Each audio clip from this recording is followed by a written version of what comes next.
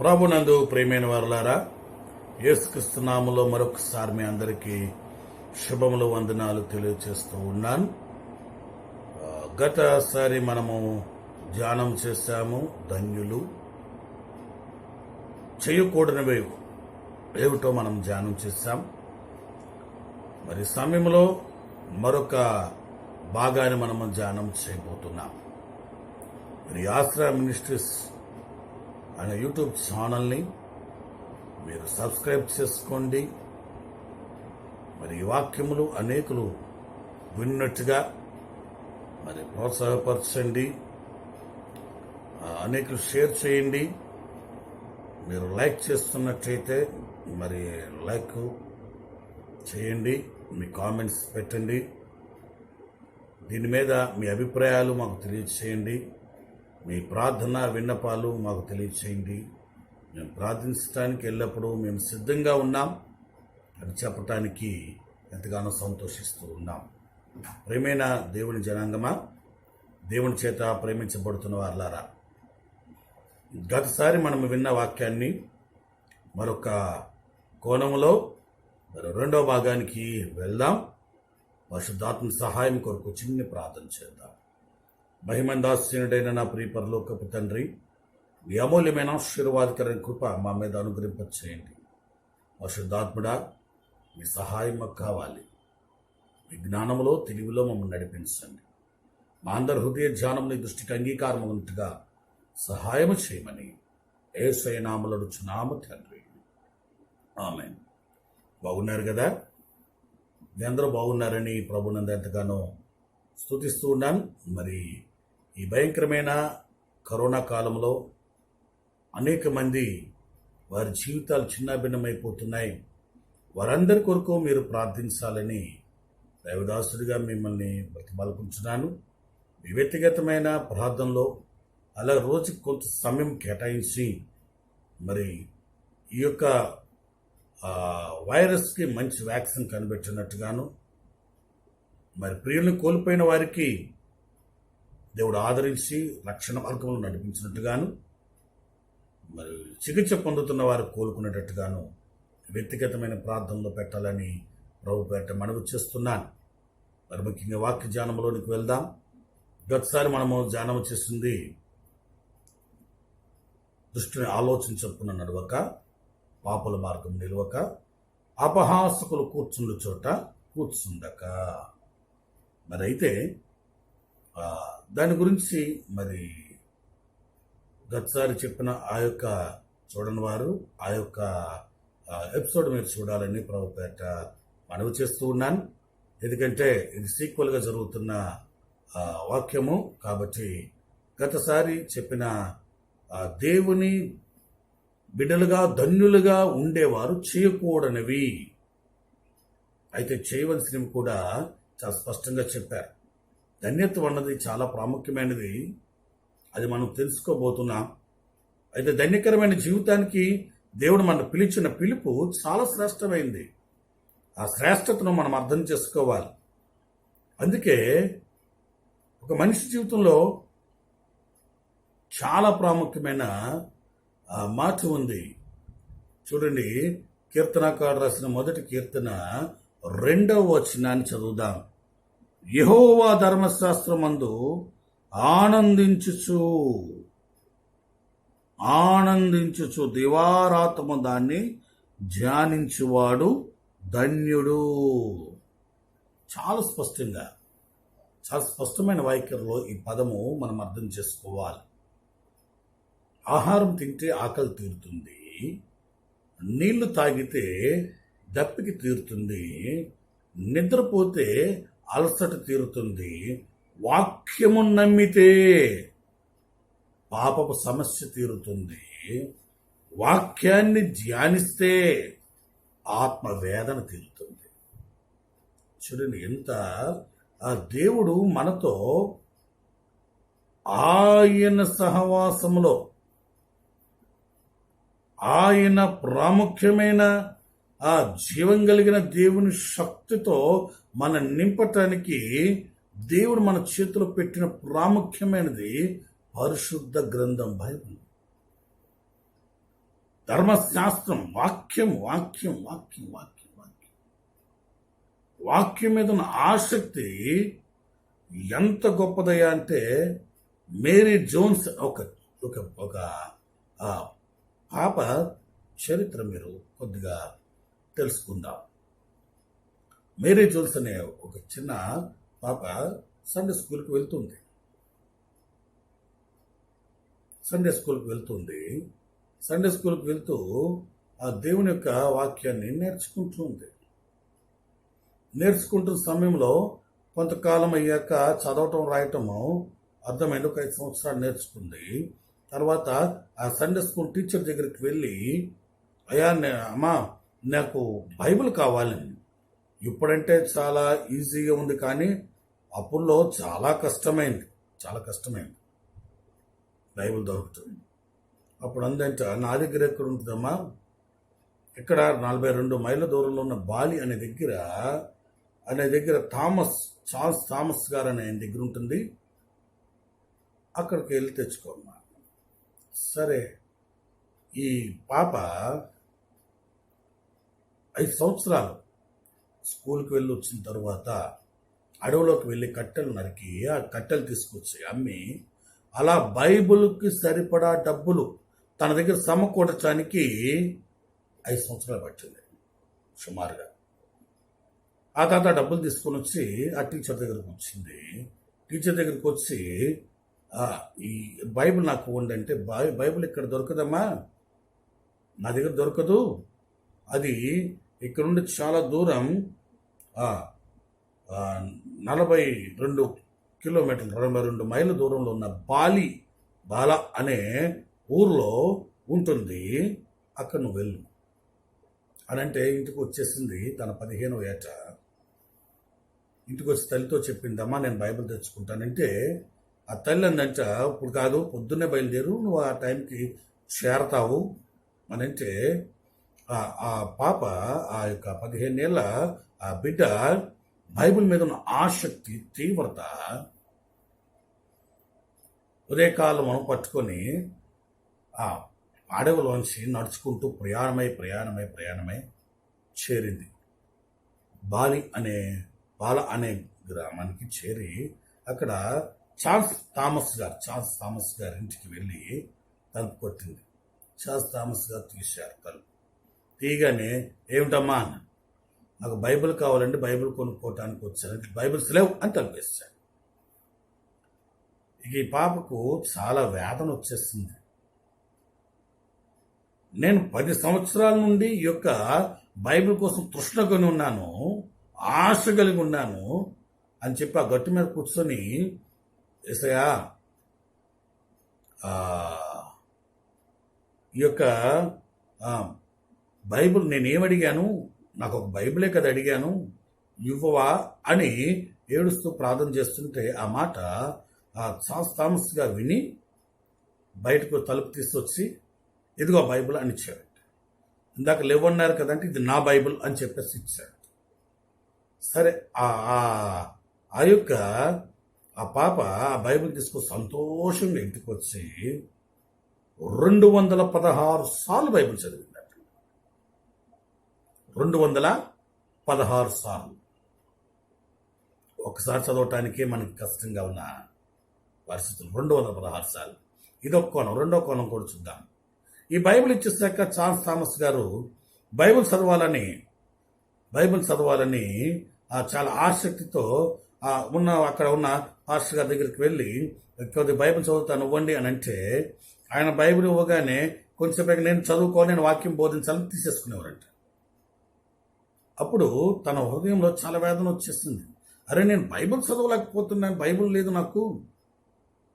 మరి Mary Jones వచ్చేసరికి ఇంత చిన్న ప్రాయం నుండి ఎంతో ఆసక్తితో మరి బైబిల్ కోసం ఇంత ప్రయాసపడింది అని చెప్పి తన స్నేహితుల్ని కొంతమంది పిలిచి ఒక మీటింగ్ పెట్టి, మనము బైబిల్స్ని తయారు చేద్దాం అనుకున్నారు. ఆ కొంత సొమ్ము పెట్టుకొని స్టార్ట్ చేశారు. దాని పేరే Bible society of Wales.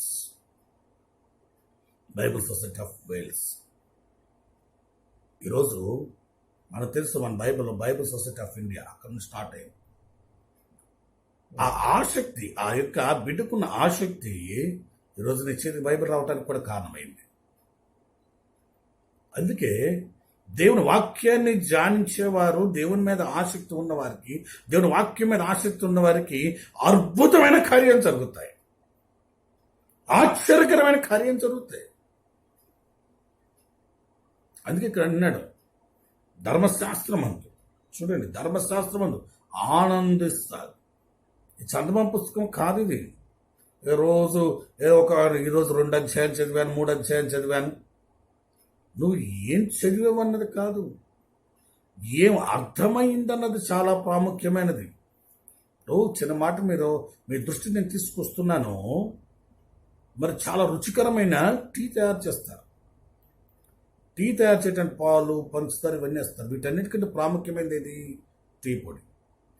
Tea పొడి అందులో వేసిన తరువాత ఆ టీ పొడి అందులో ఉంచేస్తారా?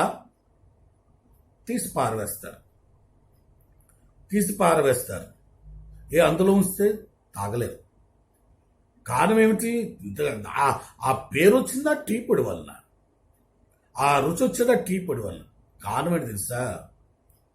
టీ పొడి కాదు, టీ పొడిలో ఉన్న సారము చాలా ప్రాముఖ్యమైనది. ఈరోజు దేవుని యొక్క వాక్యాన్ని చదవటం కాదు, ఆ వాక్యాన్ని నువ్వు అర్థం చేసుకోవటంలో ఉంది. ఆ వాక్యంలో ఉన్న దేవుడు నీతో మాట్లాడుతున్న నిగూఢమైన స్థితులను, నిగూఢమైన సంగతులను, దేవుడు నీ జీవితంలో తెలియచేయాలనుకున్న ప్రాముఖ్యమైన విషయాలను నువ్వు అన్వయించుకోవలసిన ప్రాధాన్యతను, నీ జీవితంలో ఏది మేలుకరమో తెలియచేసే దేవుని యొక్క సత్య వాక్యమును నీ హృదయములో ఆపాదించుకోవటానికి ధ్యానించాలి.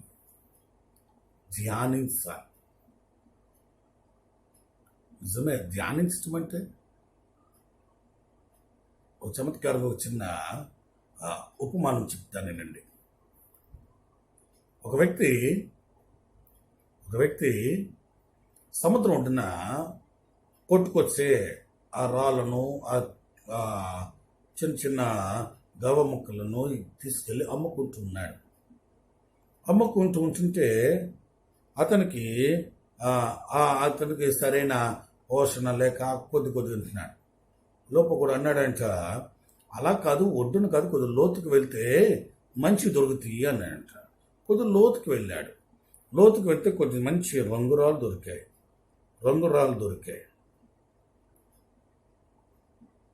కొద్ది లోపలికి వెళ్ళాడు, శంకులు దొరికాయి. ఇంకొద్ది లోపలికి వెళ్ళాడు, విలువగా కనబడుతున్న రాళ్ళు దొరుకుతున్నాయి. అవి తీసుకొచ్చి అమ్మి తన జీవితంలో ఒక్కొక్క మెట్టు ఎక్కటం మొదలుపెట్టాడు. ఒక మంచి స్థాయికి వెళ్ళాడు. అంతటితో తృష్ణ ఆగలా. ఇంకా లోతుకి వెళితే ఏదైనా మేలేం దొరుకుద్దు అంటే చాలా లోతుకి వెళ్ళాడంట. ముత్యపు చిప్పలు దొరికాయి. ఆ ముత్యం యొక్క విలువలు తన జీవితాన్ని సాధారణమైన స్థితిలోంచి అసాధారణమైన స్థితిలోకి మార్చేస్తుంది. ప్రియ దేవుని జనాంగమా, దేవుడి చేత పిలువబడినవాడా, దేవుని చేత ప్రేమించబడుతున్న ప్రియ సహోదరి, దేవుని యొక్క వాక్యమును నువ్వు లోతుగా అధ్యయనం చేస్తే నీ జీవితాన్ని మార్చగలిగిన శక్తి దేవుని వాక్యములో ఉంది. ఎముకలను మూలుగులను విభాగించగలిగినంత లోతుగా, రెండంచెల వాడి అని ఎటువంటి ఖడ్గముగా దేవుని వాక్యం అంత గొప్పది. అదేందు వాక్యము దేవుని యొద్ద, వాక్యము దేవుడై ఉండెను. ఈరోజు దేవుని యొక్క ఆ ధన్యత్వము, నీ జీవితంలో ధన్యత్వము కావాలంటే చాలా ప్రాముఖ్యమైనది. నువ్వు సముద్రము దాటాలి అంటే పడవ కావాలి. నువ్వు ఎంతకాలం ఈదినా నీకు సగం దూరం వెళ్ళి మునిగిపోతావు. పడవ కావాలి. నీ జీవితంలో చాలా ప్రాముఖ్యమైనది ఈ లోకంలో మునగనివ్వకుండా ఈ లోక పాపంలో పడకుండా నీ జీవితంలో క్షేమాన్ని దిక్సూచిగాను దిశనిర్దేశకత్వముగా నిలిచున్న సత్యవాక్యమైన ఈ యొక్క ధర్మశాస్త్రకరమైన ఈ వాక్యాన్ని, బైబుల్ని నువ్వు ఎంతగా ప్రేమిస్తావో, ఆ ప్రేమ, ఆ యొక్క వాత్సల్యత నీలో కనబడుతుందో అంతగా నీ జీవితాన్ని విలువైన స్థితికి తీసుకుని వెళ్తుంది ఈ వాక్యం. అందుకే నీలో ధన్యకరమైన జీవితం రావాలి అంటే మొదటిగా ధర్మశాస్త్రం దివారాత్రులు ధ్యానించేవాడు ధన్యుడు. దేవుడు నిన్ను ధన్యులుగా ఉంచాలని ఆశపడుతున్నాడు. అందుకు దేవుడు నీకు ఇచ్చిన ఒకే ఒక్క పనిముట్టు. ఇందాక చెప్పాను, ఆకలి వేసినప్పుడు ఆహారం తింటే తీరుతుంది. దప్పిక వేస్తే నీళ్లు తాగితే, మంచినీళ్ళు తాగితే దప్పిక తీరుతుంది. కానీ దేవుని బిడ్డకు ఉండాల్సిన తృష్ణ తీర్చగలిగినది దేవుని వాక్యం అనే బైబిల్ తప్ప మరేది కాదు. అనాలోచితంగా ఇది చూసేది కాదండి. ఒక్కటి వాస్తవం, ఎవరైనా నీకు అబద్ధం చెప్పచ్చు, ఎవరైనా మోసం చేయొచ్చు. నువ్వు ప్రేమించిన వారు, లేకపోతే నీ తోడబుచ్చిన వారు, లేకపోతే నీవు అమితంగా ప్రాణప్రదంగా ప్రేమించిన వస్తువులైనా నిన్ను మోసగించవచ్చు. కానీ అబద్ధమాడని, మోసము చేయని, నీ జీవితాన్ని సరైన దిక్సూచిగా నడిపించే జీవవాక్యము బైబిల్. మరి అందుకే నీవు కనుక ఆ వాక్యం మీద తృష్ణ కలిగి నువ్వు కనుక ధ్యానించగలిగితే నీ జీవితంలో మరుగై ఉన్న వాటిని నువ్వు వెలికి తీయచ్చు. మరుగై ఉన్న విశ్వాసం, మరుగై ఉన్న ప్రార్థనా జీవితం, మరుగై ఉన్న దేవుడిచ్చిన రక్షణలో ఉన్న ప్రాముఖ్య పరలోకపు ఆశీర్వాదాలు నువ్వు వెలికి తీయచ్చు. అందుకే ఇక్కడ చాలా స్పష్టంగా చెప్తున్నాడు, ధర్మశాస్త్రం ఆనందిస్తూ, జాయ్ఫుల్ అంటే నీ జీవితాన్ని సంతోషాన్ని ఇచ్చేది, సంతోషకరంగా నిలబెట్టే ఆనందం ఈ వాక్యంలోనే దొరుకుతుంది.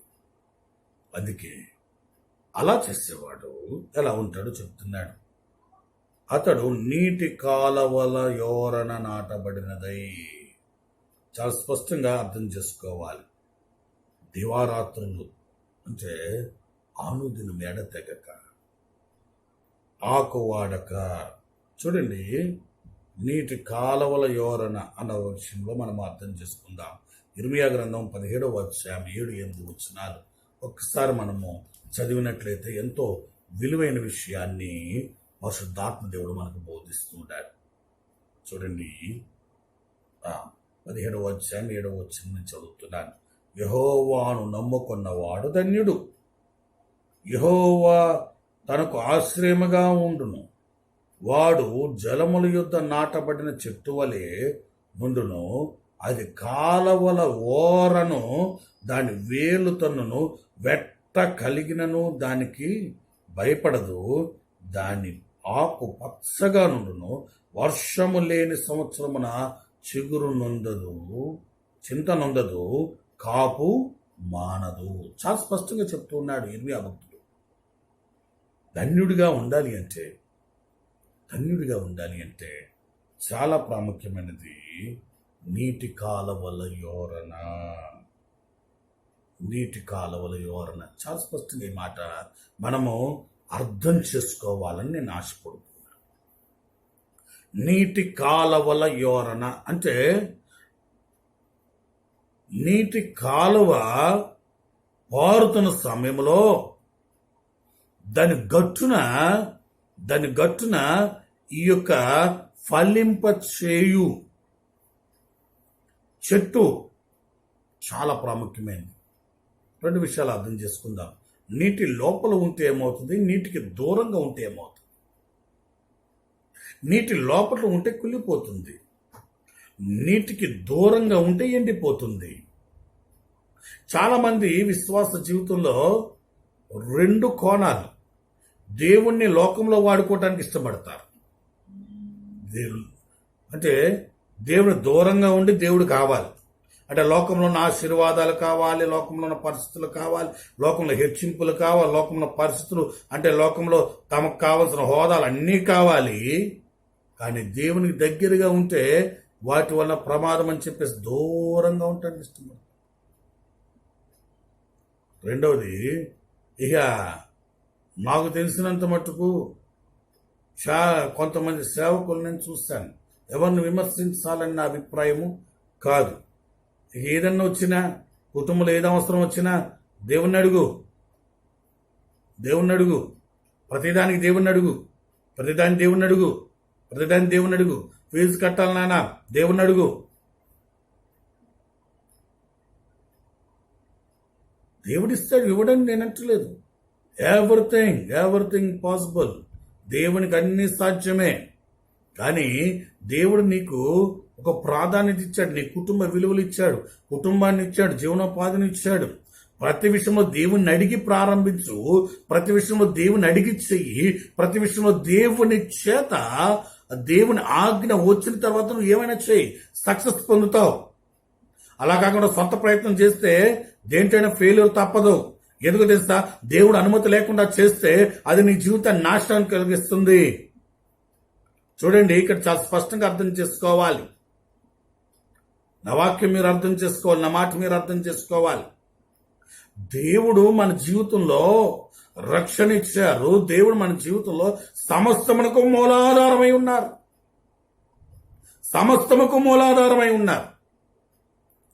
ఆయన జీవజల నది నిన్ను నన్ను నశించిపోతున్న జీవితంలో నుండి వెలికి తీసి ఆయన మహోన్నతమైన కృపచేత నింపి బలపరిచిన దేవుడు.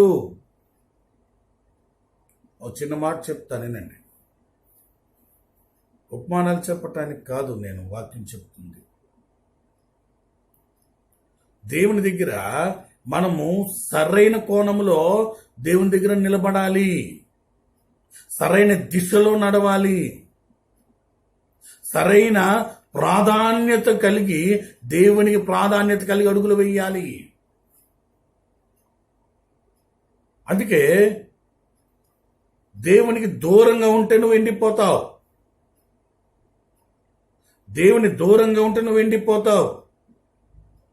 చూడండి, పరిశుద్ధ గ్రంథంలో చాలా మంది ఉన్నారు దేవుడిచ్చే ఆశీర్వాదాలు పొందుతూ దేవుని దూరమైన వారు. అందులో ప్రముఖుడు సౌలు. దేవుడు తను ఎన్నుకున్నాడు. కీషు కుమారుడైన సౌలును దేవుడు ఎన్నుకున్నాడు. బెన్యామీన్ గోత్రికుడు. ఇజ్రాయెల్ దేశానికి రాజుగా పెట్టాడు. ప్రజలు రాజు కావాలన్నారండి.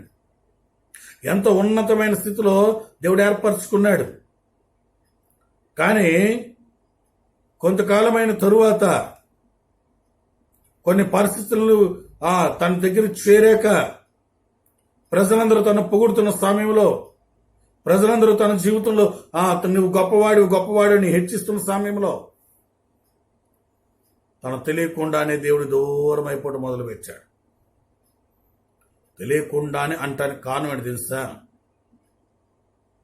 సౌలు తెలియదా అంటే తెలుసు. తెలియకుండా అంటే తన దృష్టి అంతటిని తన అవసరాల వైపు, తన అక్కర్ల వైపు, తన ఘనత వైపు, తన హెచ్చింపు వైపు పెట్టుకొని ఆ కోణంలో వెళ్ళిపోతున్నప్పుడు దేవునితో ఉండవలసిన సత్సంబంధమును, దేవునితో చేయవలసిన సహవాసాన్ని, దేవునితో ఉండవలసిన ప్రాధాన్యతను పక్కన పెట్టి బిజీ అని గజిబిజి చేసుకున్న జీవితం. ఈరోజు చాలా మంది దేవుని బిడ్డలుగా ఒక స్థాయి వచ్చిన తర్వాత దేవుడు పిలిచిన పిలుపుకు తగినట్టుగా నడవకుండా వారు దేవుడి వలన పొందిన మేలును పట్టుకొని దేవుడు చేసే కార్యాలను బట్టి ఆనందిస్తూ దూరం వెళ్ళిపోయి ఎండిపోయిన బ్రతుకులు చాలా మంది ఉన్నారు. మన కళ్ళ ముందే కనబడుతూ ఉన్నారు. నీటి కాలువల యోరన. నీ జీవితంలో ప్రతిదీ ఆ చెట్టు ఫలింప చేయాలి, దేవుడు విత్తనం ఇస్తాడండి. విత్తనం ఇచ్చిన తర్వాత ఆ విత్తనాన్ని ఆ భూమి మీద వేశాక ఆ వేసిన విత్తనము ఫలింప చేయటానికి తన తోటమాలిగా సంఘమును కాపరిని దేవునికి ఇచ్చాడు. ఆ వ్యక్తి బాగా అభివృద్ధి పొందాడు. ఆ చెట్టు బాగా అభివృద్ధి పొందింది. ఫలాలు ఇస్తుంది. కొంతకాలం అయ్యాక ఫలాలు ఎక్కువయ్యేసరికి ఇక ఆ యొక్క దేవునితోనూ యజమానితో గడపలేనంత సమయం అయిపోయింది. బిజీ అయిపోయింది. ఆ పళ్ళను అనుభవిస్తుంది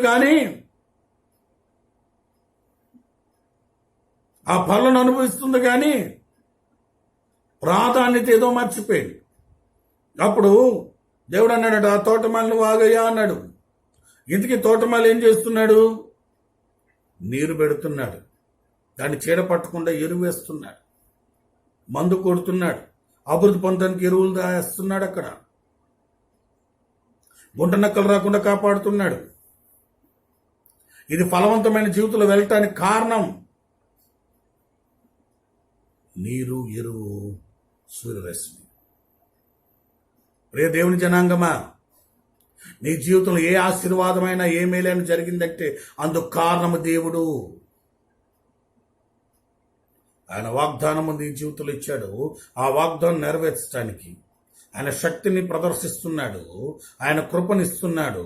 నీ జీవితంలో అభివృద్ధి పరుస్తున్నారు. కానీ నీటి కాలవల యోరన ఉండవలసిన నీ జీవితం దేవుని దూరంగా ఎదుగు తెలుసా?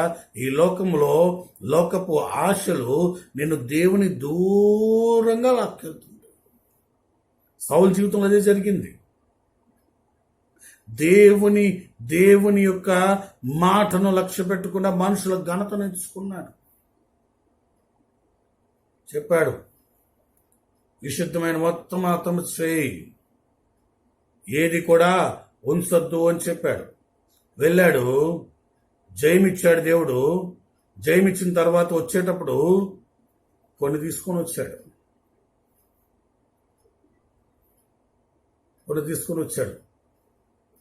అర్పణవటానికి సిద్ధపడిపోయాడు. సమయాలు వచ్చాడు.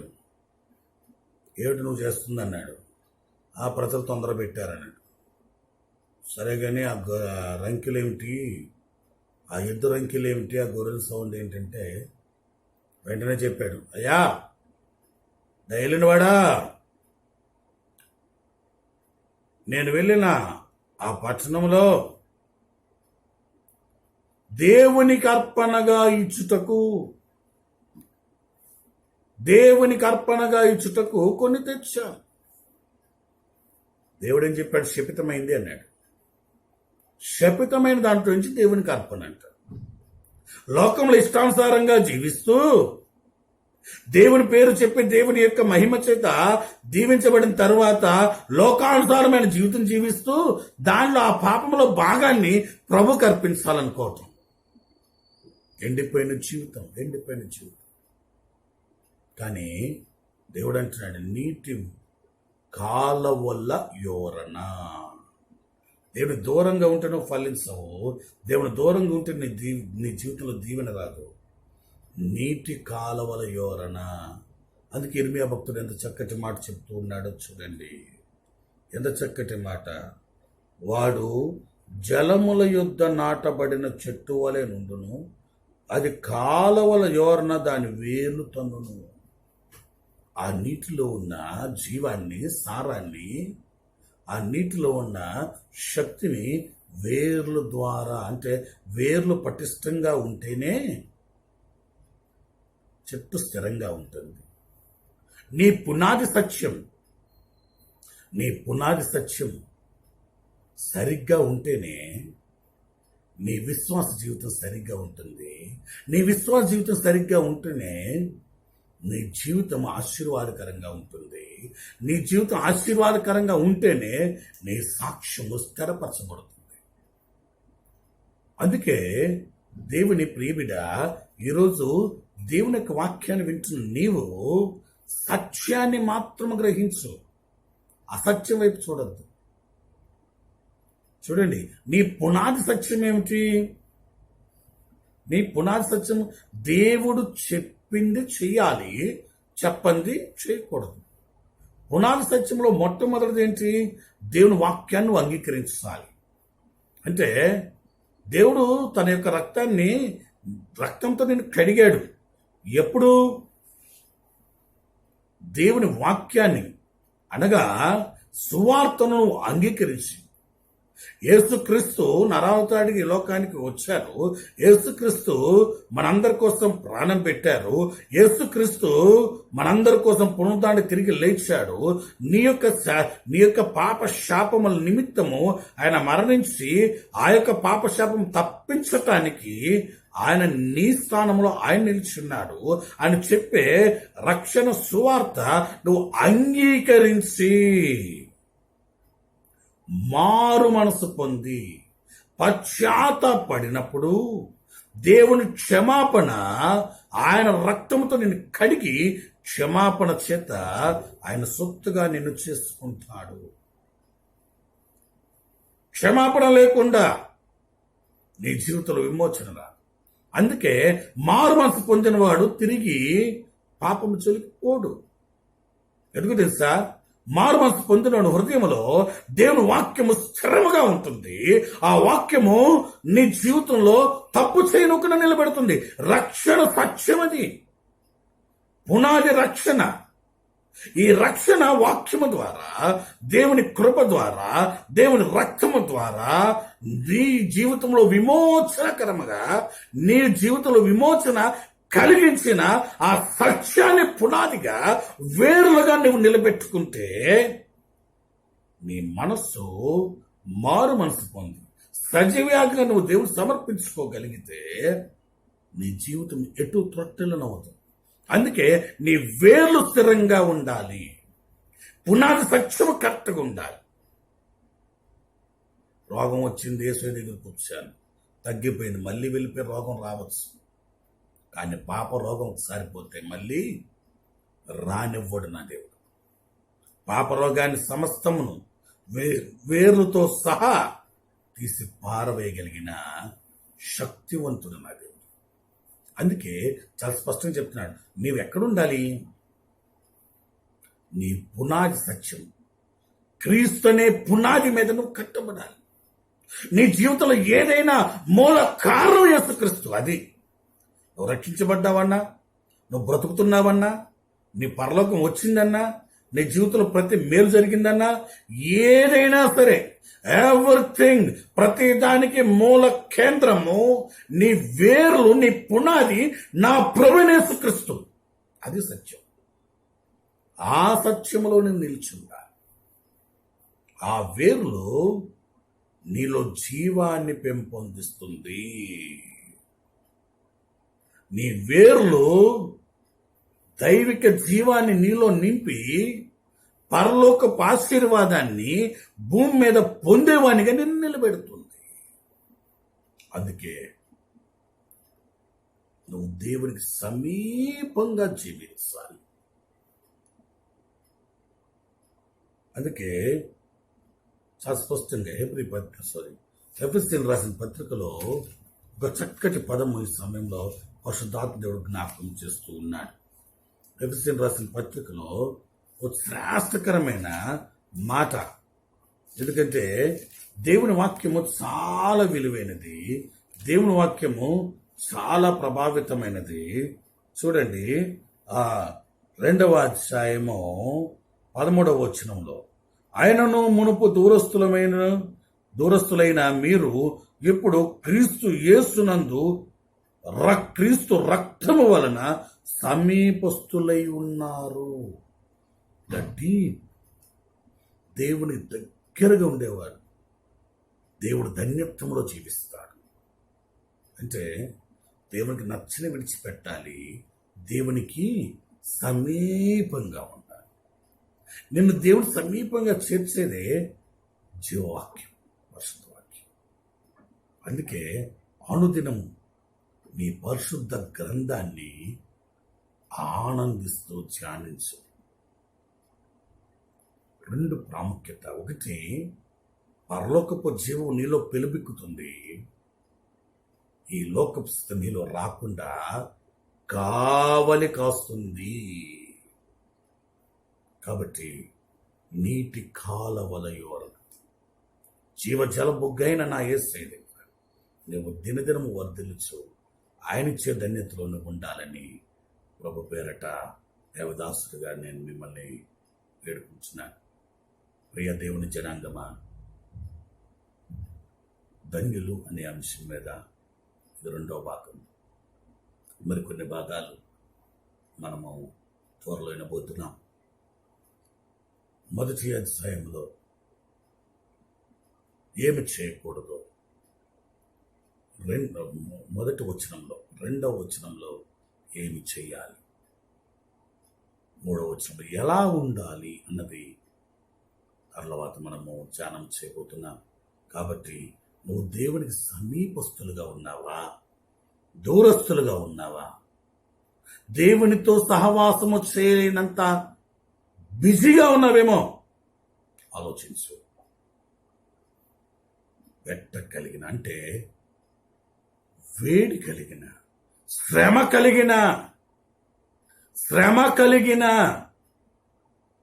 భక్తుడు అంటున్నాడు కదా, శ్రమకు వెట్ట కలిగిన అది కాపు మానదు.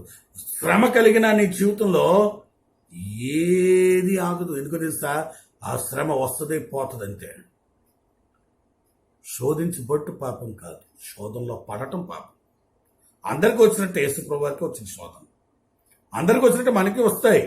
కానీ నిన్ను బలపరిచి నీకు శక్తినిచ్చే జీవవాక్యము నిన్ను బలోపేతము చేసి ప్రతి శోధనను, ప్రతి శ్రమను జయింపచేస్తుంది. అది వర్షం పడకపోయినా నిజమే. ఈ మాటను చాలా ధైర్యంగా చెప్పచ్చు. మరి ఈ యొక్క కరోనా, ఈ COVID-19 అనే భయంకరమైన తెగులు ప్రపంచాన్ని కుదిపేస్తున్న సమయంలో సైతం